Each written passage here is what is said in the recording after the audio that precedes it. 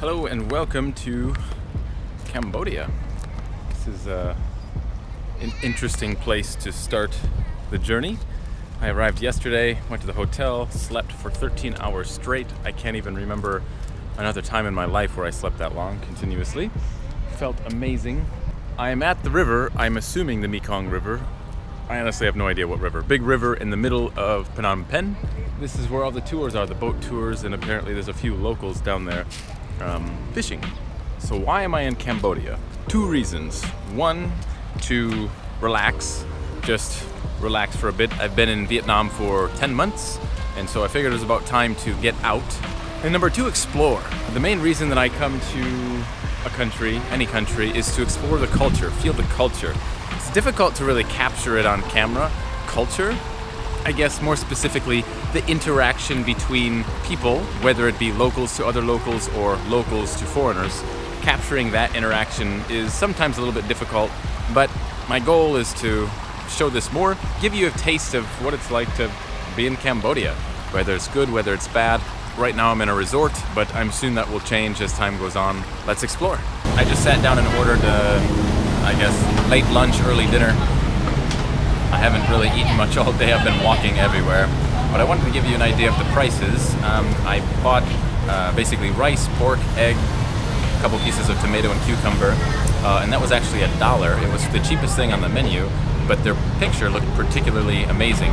But most prices here that I've noticed, and I'm in the backpackers area of Phnom Penh, the prices are a little bit higher than normal. Your average meal is going to be about $2.50 to $4. That seems to be about normal, unless you're going out and buying street food. Then prices seem to be a little bit lower. I bought a fruit drink, mixed fruit. I actually came here yesterday to buy the same thing. It is the best one I've had. It is so amazing, and it's actually $2. So the fruit drink is $2, and the rest was only $1. So that gives you at least an idea about food. I am currently walking down the street, kind of making my way towards the river. I'm coming from the tourist area, which is kind of behind me and that way just a little bit, and also by the river where I'm kind of going. There's a big night market in the area, so I guess I want to check it out. It's about 5:15 in the evening on I don't know what day it is. I guess I just want to give you an idea about the sights and sounds of the area. Unfortunately, I'm using my GoPro, so the noise is going to be a little bit loud, and I guess the reason I'm doing it is because I don't know much about the area. Everything that I've read online, it says do not use a camera or a cell phone in Phnom Penh because there's a lot of drive-bys and they take it as you explore. Locals will just take it out of your hands and keep going. So this is my first day really exploring, so I have no idea what to expect, what not to expect. I'm playing it cautious and using a small camera, a much less expensive camera, rather than my big setup. So for now, it's small, and I hope to be able to feel safe enough to take out the big camera soon. You will notice in Cambodia as you walk, the sidewalks are incredibly small.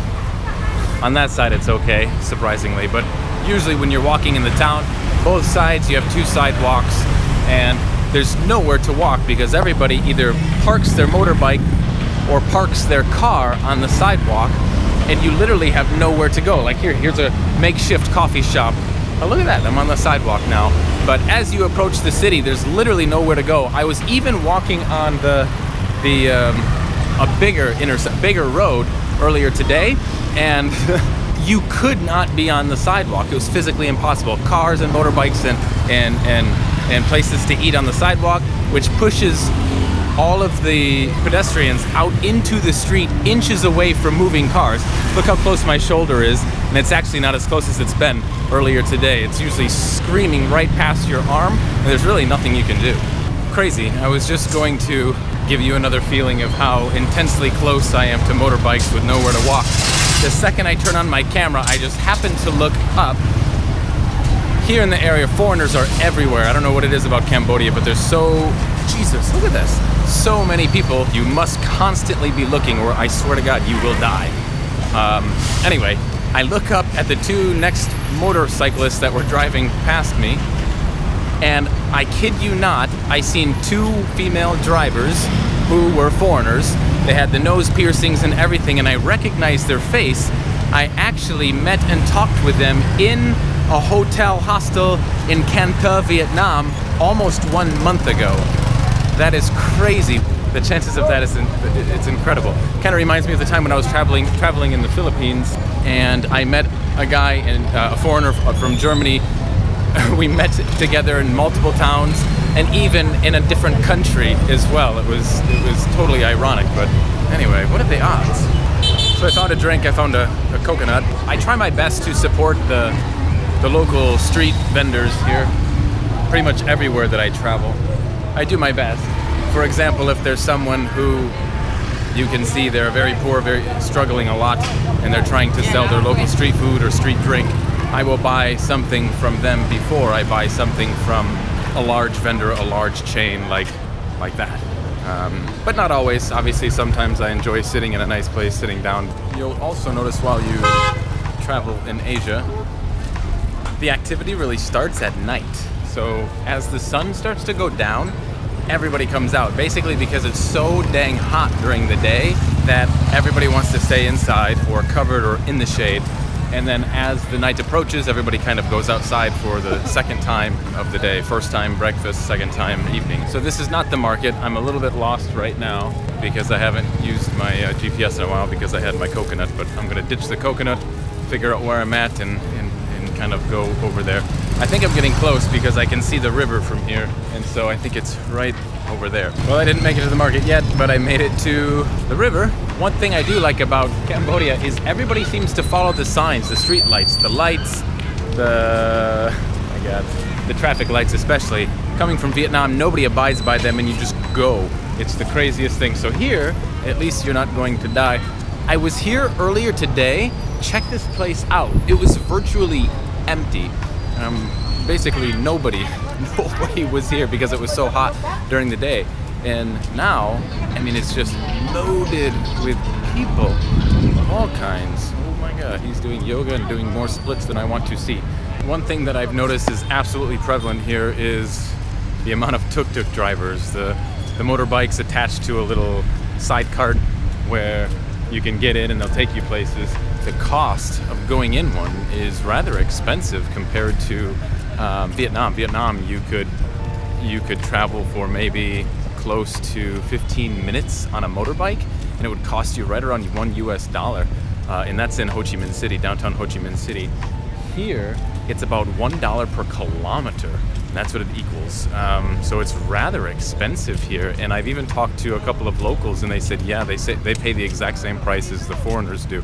Now, obviously you can get ripped off if you're traveling here, but as a general rule of thumb, about $1 a kilometer. So things are a bit more expensive when it comes to traveling. There's a ridiculous amount of expats in this area, foreigners. So obviously one of the main reasons why I like to travel is to get away from the foreigner area, mainly because I like to experience true culture that has not been tampered with by us, me, right? The foreigner. So I think I might explore a little bit more in this particular area and then maybe move on, because my goal again is culture, right? And you can't really find good, true, authentic culture in an area that is loaded with foreigners. I'm actually going to walk down this slope because I did this earlier today. There's a lot of people fishing that fish on the river. I figured I'd walk past them and check it out, see if anybody is catching any fish. Earlier today, nobody was catching anything. Maybe it was during the day and the fish don't bite. I don't know. There's a large generator right there, so I don't know if you can hear me very well. And then once I get to the boat, I go back up, and that should be the night market. So I made it to the market. Now I just got to cross the street of death. No, it's actually pretty good here because people actually follow the signs. You can cross at a legitimate spot. Oh, but there is no sign here, so I might die. I'm actually quite amazed. I was here earlier today, and there was absolutely 0 tents and 0 items within the tents because there was no tents. It was nothing. It was 0. So they literally take this thing down every night, I guess, and set it all up at every night before they begin. That's a lot of stuff. But I see everybody has these numbered silver bins, and maybe they rent the bins and keep everything inside, but it's still a lot of work to take everything out every night. It's crazy. So yeah, if you're coming here and looking for secondhand clothes or strange style of clothing, by all means come. Really not my cup of tea, I guess. Wasn't quite sure what to expect. You can see glasses and shirts and pants of both genders. I'm sure some cheap watches, cheap jewelry. What I have noticed is the amount of jewelry shops that they have. Now, it doesn't matter where you go. You could be in a very poor area, and the amount of jewelry shops, legitimate silver and gold shops, would blow your mind. Like, I've walked into some areas like slum kind of neighborhood areas, and within them there were jewelry shops. I don't know who can afford jewelry if they're shopping in those areas or living in those areas. It blows my mind, but it's interesting. Wow, you can kind of like have dinner on a traditional mat, I guess. Looks like there's a couple foreigners doing it also. Interesting. That would be a fun experience, but I'm a solo traveler, and it would look kind of strange just eating alone on a blanket in the middle of a park. But maybe. Interesting. So basically, one half of the market is all clothing, and the other half is food and restaurants. Interesting. All located. You can't see now because it has gotten a little bit dark. Right by the very long park in the middle of Phnom Penh. I encourage everyone to come explore. I think I'm going to explore myself and see what this place has to offer. See if I want to buy anything. I doubt it, because that just means more weight in my backpack. I encourage you to come, check this place out, and see the cultural differences between here and your home neighborhood market. Anyway, thank you for watching. Remember, time is running out. Start living. Take care.